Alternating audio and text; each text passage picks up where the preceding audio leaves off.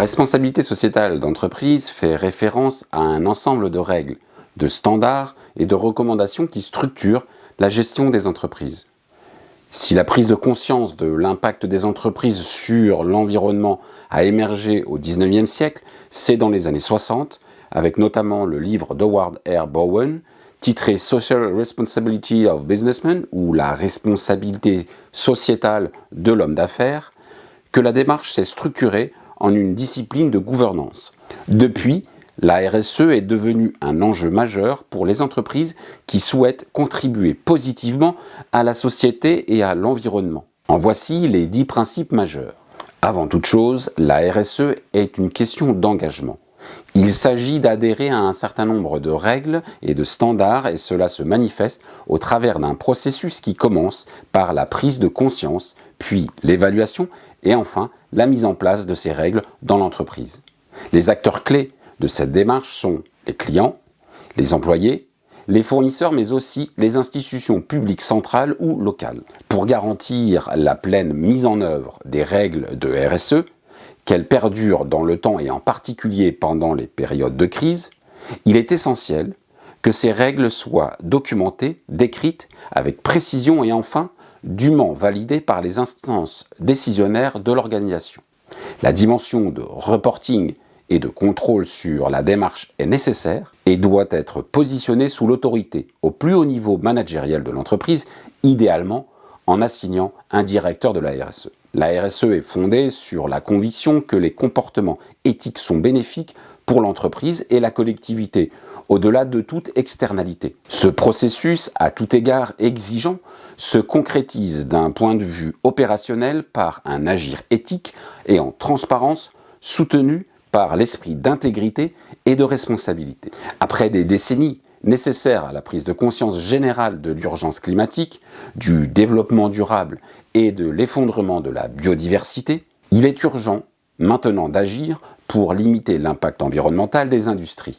Mais au-delà des recommandations connues, il est question de trouver l'équilibre approprié entre la transformation vers de la sobriété tout en garantissant le maintien de la profitabilité. Sans quoi, un risque fort de rejet des milieux d'affaires pourrait porter atteinte au niveau d'acceptation du secteur privé et public. La variété des contextes réglementaires dans une économie globalisée a occasionné des distorsions de marché préjudiciables à certaines populations. Cela affecte les systèmes de protection sociale et défavorise les entreprises qui ont fait le choix d'adopter des mesures responsables. Ces disparités sont un frein à la convergence des standards de protection sociale, mais afin d'éviter le fardeau du millefeuille réglementaire, il sera préférable de favoriser les mesures d'incitation au sein des entreprises de chaque industrie. Les organisations, et en particulier les entreprises, sont des espaces de vie, d'action et d'expression.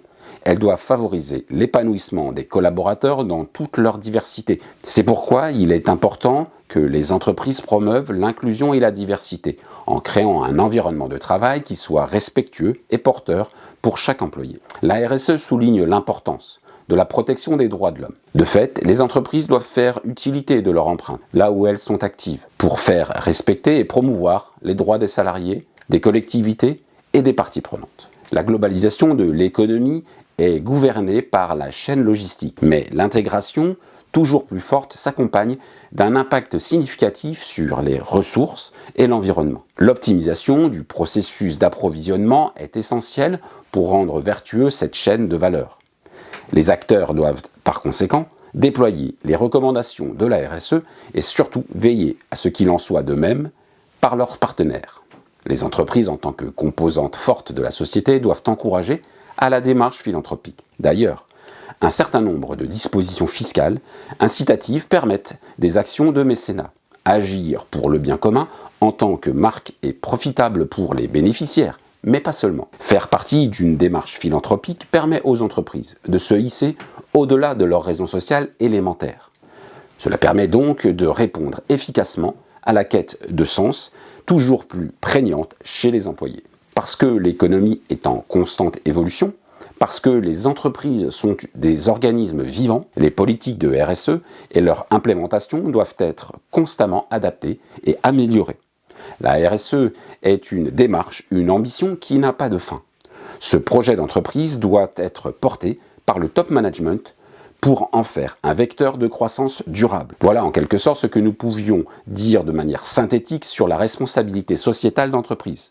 Je vous invite à vous rendre sur parisgovernance.com pour plus d'informations sur la RSE et sur les autres domaines de la gouvernance. Et n'oubliez pas de vous abonner à la chaîne et de cliquer sur la cloche de notification.